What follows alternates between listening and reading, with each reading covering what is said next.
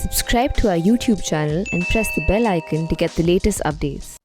I have with me today Ambassador Gautam Bambawale. He was India's ambassador to Bhutan, High Commissioner to Pakistan, and also India's ambassador to China. Welcome to ThePrint, sir.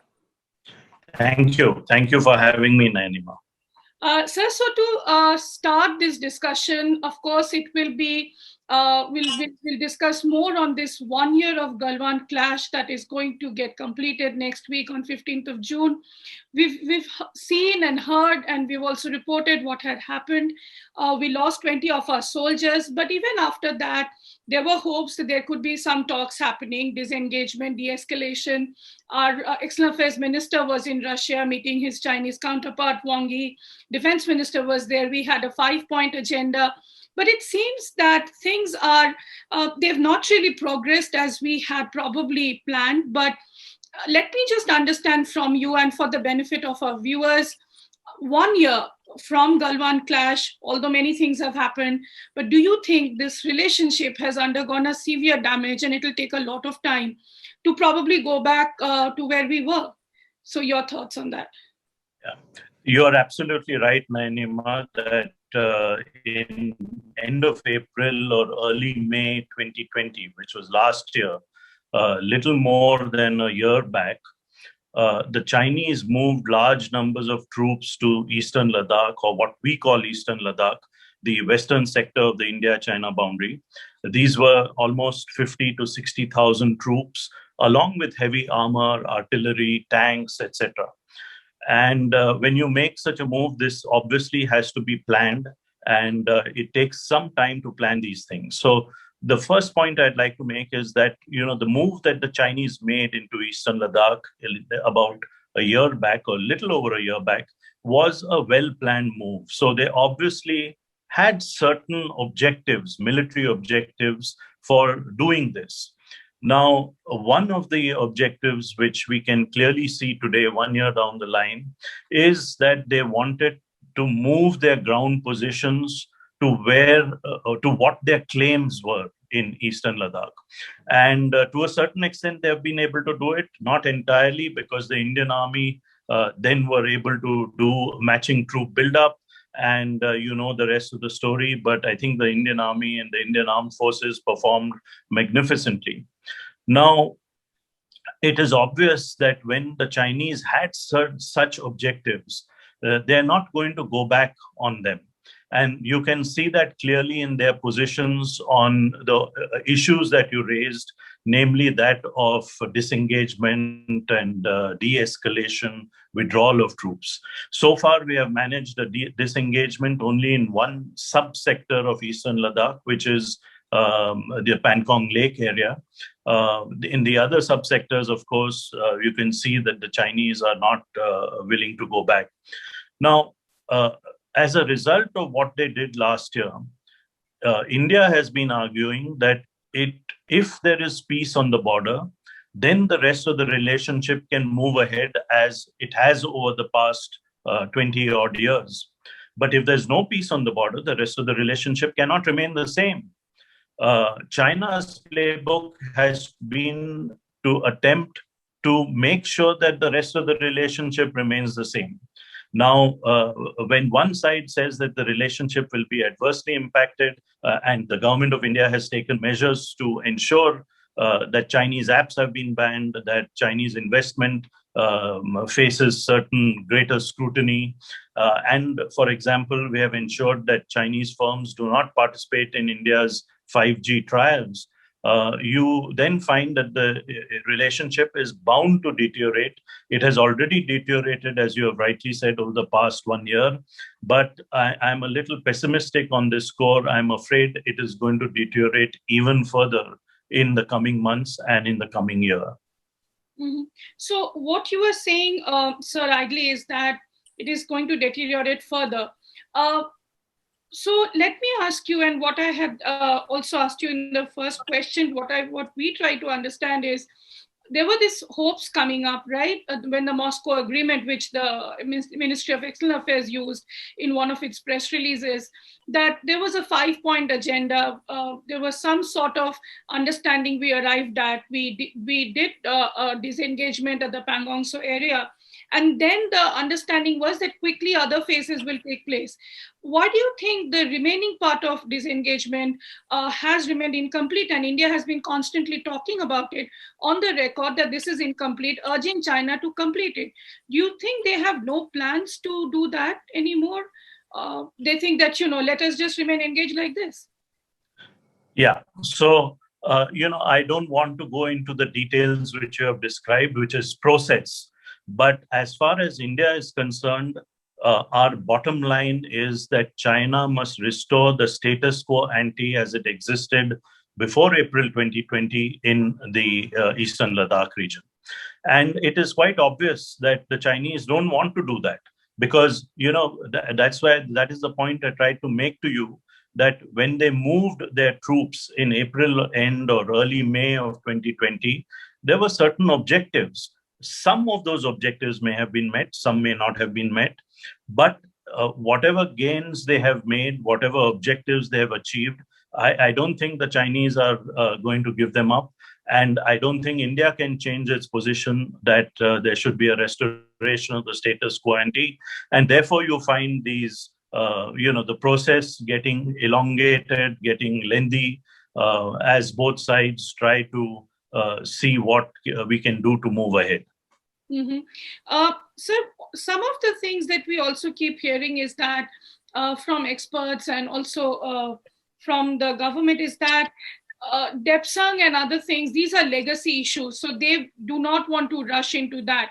Do you think that that's a fair amount of, that's a fair argument that since these are, of course, legacy issues, how long will it take further to sort of solve this and ultimately sit and discuss and define the LAC?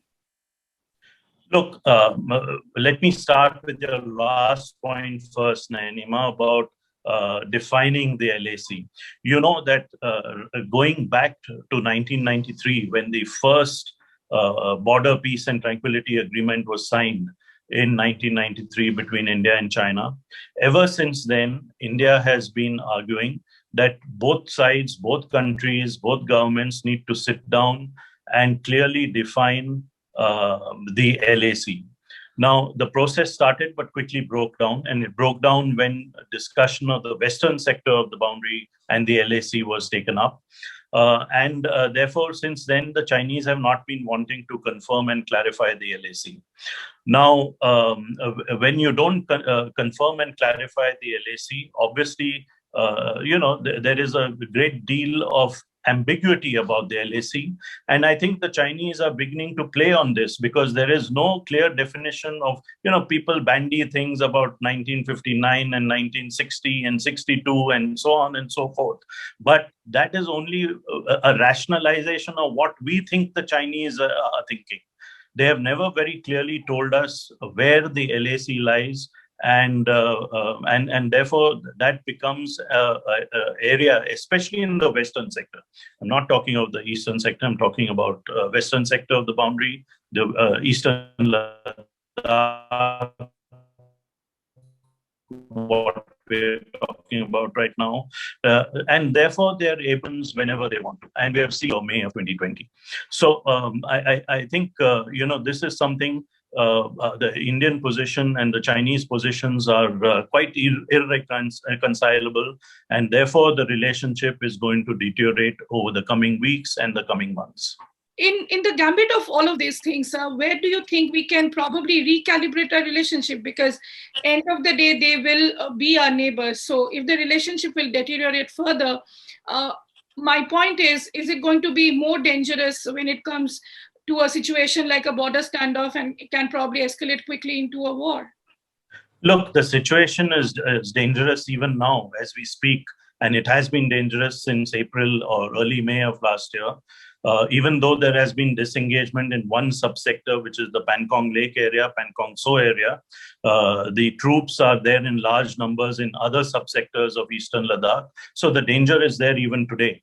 Now, the point I would like to make to you and to your listeners, to people who watch your program, Nayanima, is that, do you want India to compromise on her national interests? Obviously, the answer is no. So India is not going to compromise on her national interests. And, there will be a relationship between India and China. It will be at a much lower level. Even as we speak, a recalibration, as you rightly said, a reset of the India-China relationship is taking place. Now, let me also add one other point, if you permit me, which is that one of the necessary conditions which was met for China to undertake this kind of military aggression in Eastern Ladakh and for China to attempt military coercion against India in Eastern Ladakh was a discrepancy or asymmetry of economic, military, technological, and comprehensive national power. And you know that there is a great asymmetry in power between China and India. Now, when there is asymmetry in power between India and China, and when the Chinese are showing so much aggressiveness and aggression, one of the things that India can do is to build partnerships, strong partnerships, maybe perhaps even build a coalition with other countries who are thinking similarly to India. And that's what India is doing with the United States, with Japan, with Australia, which together form the Quad. And you can see how quickly the Quad has moved over the last 6 to 7 months, 8 months, but also with other countries like, there are other countries like France, the UK, etc., with which India is building very strong relationships.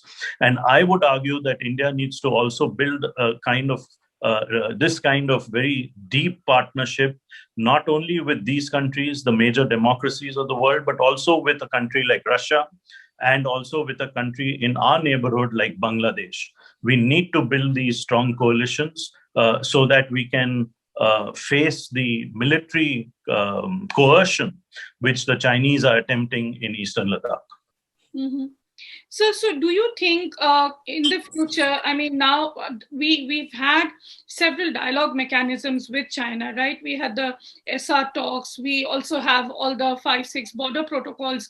Do you think after this incident and, after especially the Galwan clash, all those dialogue mechanisms, they have become irrelevant now, and we need to look at approaching the China story in a completely different manner?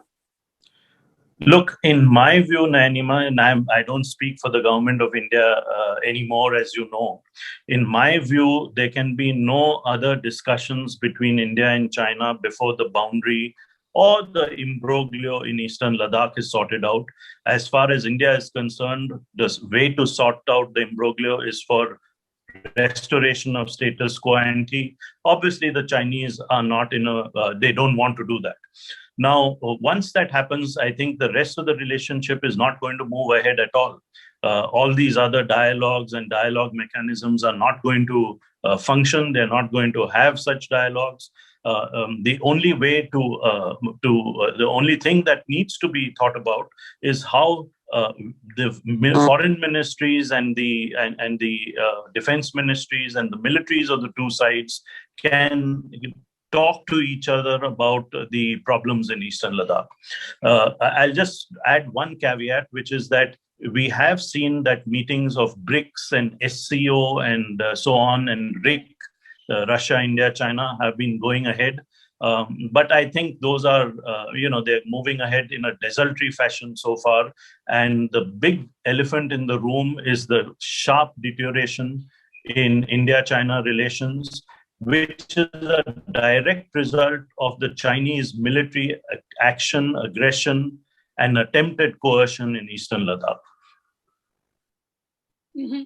So you know China very well, and this year there's going to be the completion of 100 years of the existence of the Chinese Communist Party, out of which they've ruled for about 70 years now.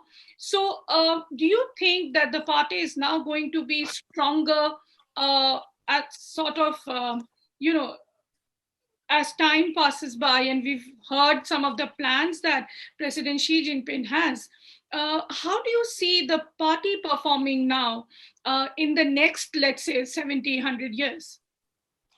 Yeah, no, I think what has happened in China, Nayanima, is that the party is completely in charge and control of China. Of course, they need to have the support of ordinary people on the streets, but you know very well that that support has been obtained by delivering continuously rising standards of living.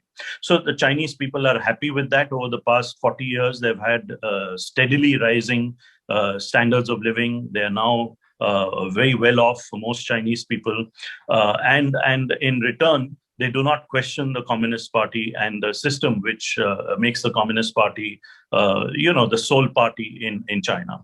So this is the social compact which you know well. This social compact continues to hold even today, as the Communist Party celebrates its centenary on the 1st of July. But we also have a slight change over the last 20 odd years in the party and the way it governs China itself. You know that Mr. Deng Xiaoping had put in place a very smooth system, a system which tried to separate party from government, a system which he put into place for smooth transitions of leadership. But with Mr. Xi Jinping taking charge as the most important leader of the Communist Party of China, all that has changed and all that has been brought to a halt. Today, there is just one leader, and that is Mr. Xi Jinping. How this serves China, we will have to wait and watch. Will it again bring in the excesses of the Mao period? Where you had disasters like the Great Leap Forward, you had disasters like the Cultural Revolution, etc. So we'll have to wait and see. But that is the situation within China right now. Mm-hmm. So to understand, when you said that, President Xi has become all powerful within the party now, we've recently heard him talking about, urging his diplomats to stop doing kind of wolf warrior diplomacy that they were doing and be more benign and, polite. How do you read that statement after all that has happened? Now, even if they're diplomats, they're ambassadors in other countries, go on let's say a toned down version, do you think that's going to help them? I mean, I'm sure they are now also thinking about the larger image building exercise. Look, Nayanima, what you have just described is a complete misunderstanding of Xi Jinping's speech. In fact, I've read it in its original and I've read the official commentaries on the speech. And what you have just described is a complete misunderstanding which has been led by the Western media. And some segments and sections of the Western media are also acknowledging that this kind of understanding is completely wrong. I don't think there is anything in that meeting of the Politburo which was addressed by Xi Jinping, which says that diplomats must be softer and kinder and give up the wolf warrior diplomacy kind of thing. He is only saying that China needs to project its own image and its own story in a way which foreigners will understand, and that does not mean a softer image of China. So I have problems with that. I think what has happened is that, in general, China's rise over the last 4 decades has been so fast that, they are now in a situation where they think that they can throw their weight around in the world, be aggressive all across their periphery, not only with foreign countries and, this, the South China Sea, the East China, the Senkaku Islands, the India-China boundary, but also in their own periphery, like Xinjiang and Hong Kong. They are being more and more aggressive. So I think this is something which is come with the rise in Chinese power. And I think people across the world should understand the nature of Chinese power rather than trying to interpret it in the light which you describe.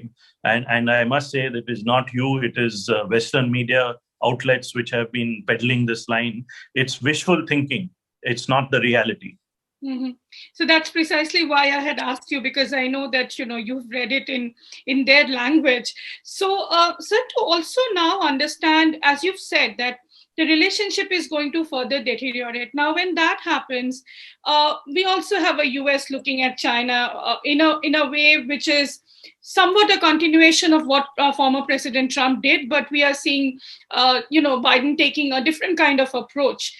Do you think as relationship deteriorates between India and China, this is definitely going to have a ripple effect with our relationship, probably with ASEAN and other countries? So will we have that kind of support from the international community, understanding India's position that why the relationship is headed for a further deterioration?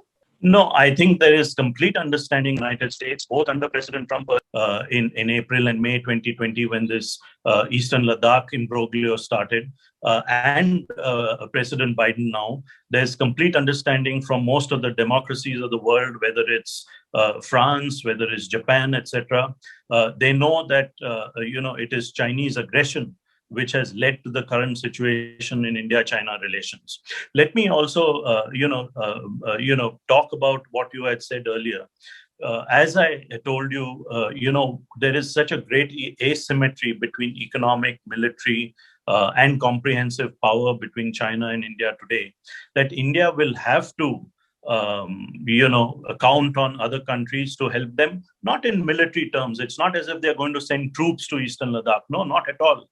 But for international support, for sale of weapons platforms, like we have seen with the Rafale jets and many other things that the United States is selling us. So I think India will need to build these partnerships, because it is only through such balancing or coalitions that we will be able to rise to the China challenge and stave off the challenge to our sovereignty and territorial integrity, which we currently see at our borders. One last point, Nayanima, if you permit me, because I know I've been speaking for a long time. I normally don't. But one last point, which is that, sitting on the fence is no longer an option. There is in the world today a democratic vision of the world. And as opposed to that, there is an autocratic vision of the world in the Indo-Pacific and in other parts of the globe. There is no question of sitting on the fence anymore. We as a democracy, we as a country, as a people who believe in democracy and all the values which come with democracy, must come down on the side of the democratic vision of the Indo-Pacific and the world. Mm-hmm. So my last question to you will be, and it can be you can give me a detailed answer. What happens to the economic factor, right? While we talk about strategy, diplomacy, and everything else, of course, there is this large economic factor which binds us with China and also with the rest of the world. Your supply chain mechanisms, the RCEP is going to come in soon. There are so many trade arrangements. Then we now have a sort of support from China on the TRIPS waiver issue for vaccines. Vaccines, as we know, has become a huge issue even within geopolitics. So keeping just the economic factor in, because the fact that there are Indian businessmen who work there, and we have this relationship with China, the bilateral trade is still very huge. We are importing, our numbers are still rising despite Galwan and other things. How do you think that issue can be addressed? Because every time we talk about detaching, let's say, from China, the economic issue comes in, which is the biggest factor. Yeah. So thank you for that question, Nayanima, an excellent question. Let me start by saying that despite everything I have said, I am not advocating a break with China. I am not advocating we must continue to have channels of communication open between the government of India and the government of China, between the military of India and the military of China, between the diplomats of India and the diplomats of China. So I'm not advocating any kind of break in that. Similarly, on the economic side, I am not advocating a decoupling of the Chinese and the Indian economies, for the simple reason that in a globalized world, this is almost impossible. But what is definitely going to happen, Nayanima, is in the medium to longer run, India is going to have less of China in its economy. We are not going to have a China-less economy. We're going to have less of China. And you can see that happening. The banning of apps was one step. The decision to keep Chinese companies, particularly Huawei, out of our 5G telecom trials is the second step, because if they're not part of the trials, they're not going to be part of the 5G rollout in India. You will also see India looking for other suppliers of certain goods so that we reduce our dependence on China. And let me take one example. You know, as you rightly said, that in the pharmaceutical industry, almost 70% of the inputs, the active pharmaceutical ingredients, APIs as it's called, come from China. We import it from China, we make it into the finished product and then sell it outside. But India today continues to have a competitive advantage in manufacturing APIs in India. So you're going to see more and more of APIs being manufactured in India, more companies coming up and saying that, okay, we are going to make penicillin in India as we used to make earlier. It has to be at a particular scale and it has to be competitive in pricing. But that is the direction in which we are headed. We will also, look at what is called as reliable and resilient supply chains. So we'll try to import goods from other countries, and slowly over the medium term. It's not going to happen in a year or 2 years. It's going to happen in 5, 7, and 8 or 9 years. You will see that the footprint of China in the Indian economy is going to come down, both in terms of trade as well in terms of investment. And I think that is the direction in which India has to move. We have to, of course, also beef up our manufacturing sector. And I think this is a good opportunity for us to do so. We have seen it during the last 12 months of the pandemic, where India, from producing nothing in question in terms of masks and PPP, equipment, etc., is now become a big manufacturer and producer and even exporter of such stuff. So it is something we can do, and that's the direction in which we're moving. And one last point, that this is what is meant by Atmanirbharta. Atmanirbharta does not mean autarky. We are not moving back to the 50s and the 60s, where India didn't want to trade with other countries. We will trade, we will expand our trade, but we will have less of China in our economy rather than a China-less economy. So it's not nothing of China, but less of Chinese products and imports. Mm-hmm. Well, on that note, sir, thank you so much for giving us an overview of the India-China relationship and how the future will be after 1 year of the Galwan clash. Thank you so much for talking to ThePrint, sir. You please take care. Thank you, Nayanima. Thank you.